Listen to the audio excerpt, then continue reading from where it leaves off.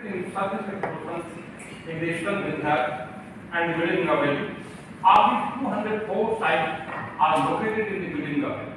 This is very good evidence. And the rest are the in Vindhya area.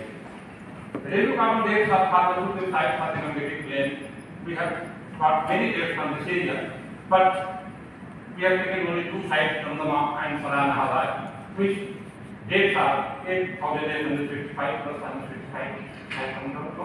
And from Saranahara, it was 10,395 plus minus 110. We know in the Vindhya, more than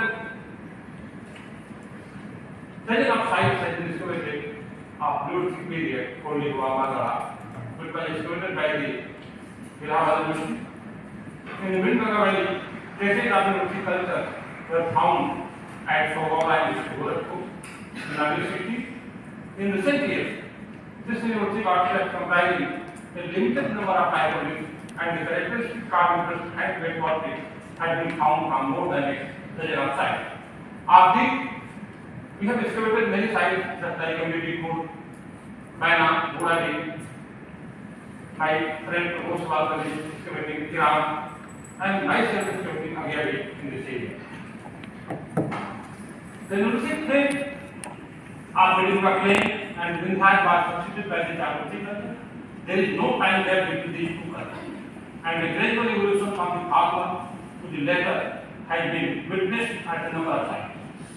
Excavations at many sites, as I said, Koldivako, Bala, Mirzapur, Vaina, Punani, Pakapur, Loladeva, Kharadi, Jusi, Agiabir, Chiram, Chetatupur, Sakas, which was recently excavated by my team, had given this area to sometime later half of the third millennium.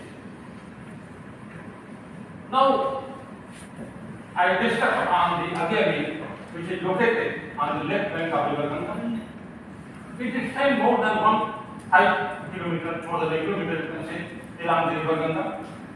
This site is located very